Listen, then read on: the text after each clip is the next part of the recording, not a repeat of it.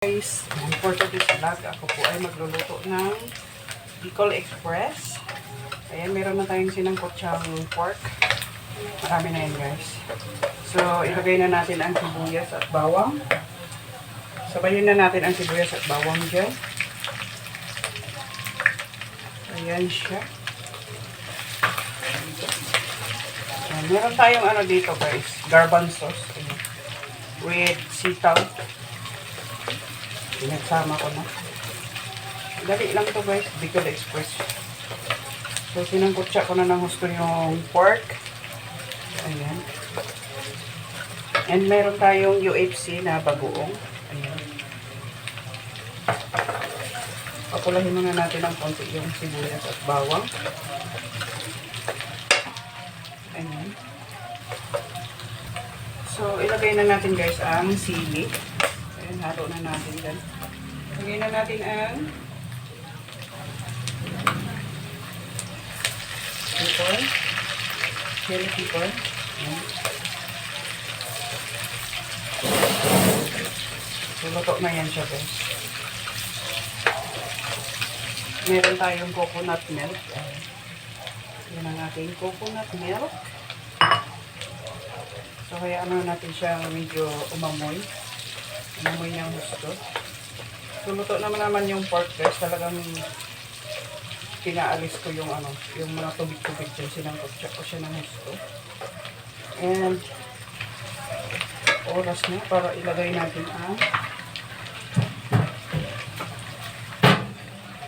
bagoong. Ayan, meron tayong UFC bagoong here. Lagyan natin na 2 kutsara. Haluin natin siya. Ganyan lang, guys, pagluto nyo. Mabilis lang na ulam. Pero bagoong na yan siya, guys. And now, meron na tayong sili. Meron ng bagoong. Ayan. Next natin ilagay, guys, ang ating gulay. Ang ating garbanzos. Ayan, sili. Lagyan na natin yan.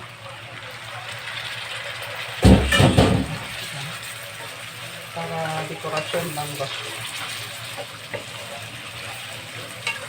Maya-maya po, pagkatapos natin inisa ay ilagay na natin ang ating kakanggata or coconut milk. Ilagay na natin ang sili. Ayan, meron pa tayong sili dyan. Ayan.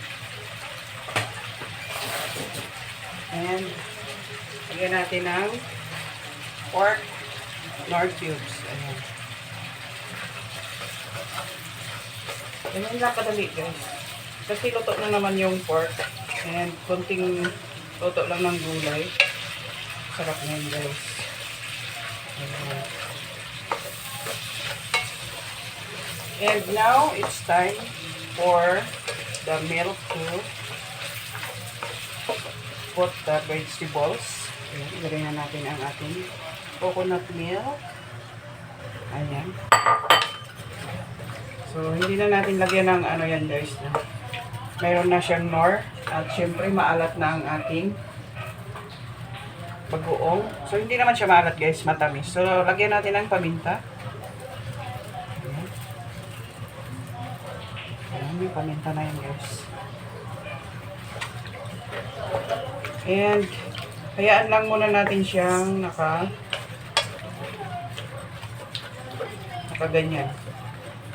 Ayan. So, check muna natin siya, guys. So, masarap tong bagoong na to, guys. Ang aking bagoong. Mura lang siya. Masarap siya sa mangga. Unlike dun sa, ano na, yung isa, mahal. Yung Barrio Fiesta na bagoong. Mahal, guys. Doble ang presyo.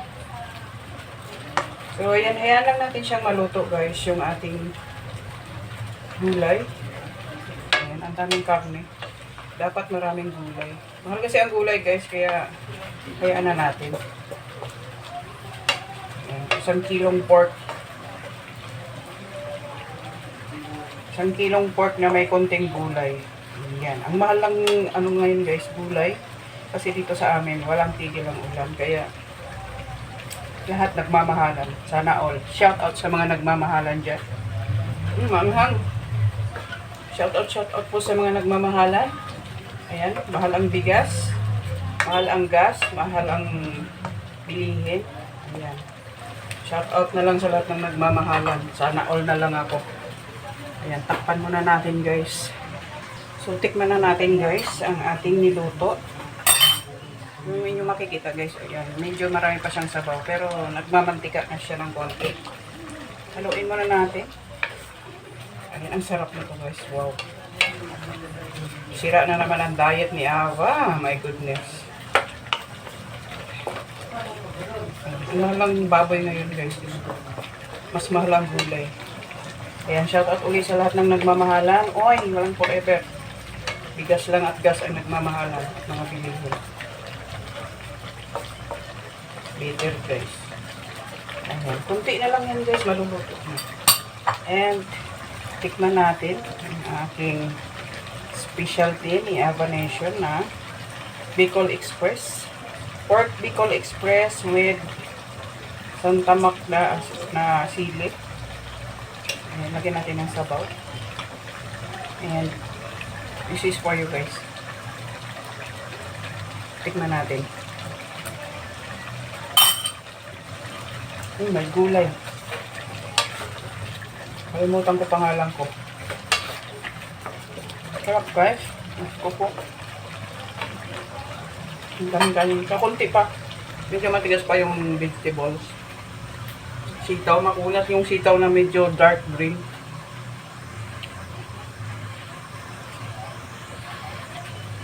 So yun guys. Kwento ko sa inyo ang gulay dito guys sa Maynila. Napakamahal. Ayan, alam nyo ba yung sitaw na maliliit? 5 pieces, yung mapayat talaga siya. 5 pieces is 25 pesos. Ayan, tsaka maiksi. And then, maiksi lang. Parang siya. Maiksi ang pasensya. Agoy. So, kunti na lang yan guys ha. Naluluto na yan. With matching garbanzos na makunat na din. Pero okay na yan. Ang mahal guys ang bilihin dito. Ikwento ko sa inyo yung kamatis. 2 peraso guys na maliliit. 45 pesos. My goodness. Paano na tayo mabubuhay niyan? Pero carry pa din. Laban lang. Ayan. Untik na lang yan guys. Maluluto na yan. Tsaka yung bigas namin guys. 60 pesos na. Ayan. Diet din pag may time. Ayan. Kasi kami dito, yung bunso ko na lang ang kumakain gano'n ng kanin. Yung anak kong babae hindi na kumakain ng kanin guys. Kasi mataba. On diet kami, on diet. So yung sinasaingan namin dito yung mga aso na lang. And then syempre tikim-tikim ng konting kanin. Kasi nga diet. And more on ulam kami guys. So hindi maalat guys yung niluto ko na Bicol Express. Pork Bicol Express with sangkaterbang sili na maanghang. Ayan, masarap naman siya guys. Not really spicy but it's yummy. May kunting kagat lang. So yan na nga guys. Siguro luto na ito. At tikman ko lang yung gulay. Tikman lang natin yung garbanzos kung okay na siya. So nakita niyo yun guys, nagmamantika na siya medyo.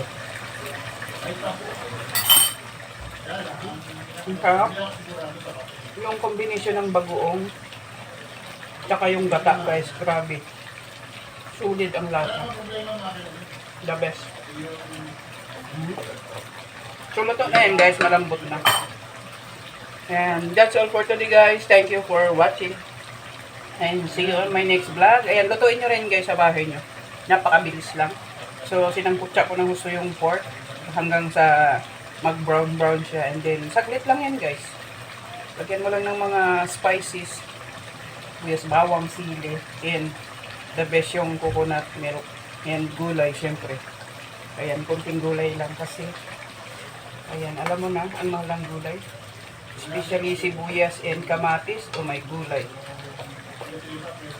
Ang mahal. So, yun lang guys. Thank you for watching again. And see you on my next vlog. Bye-bye. Thank you po. Don't forget to like, share, and subscribe my channel. Thank you guys for the love and support. Bye-bye.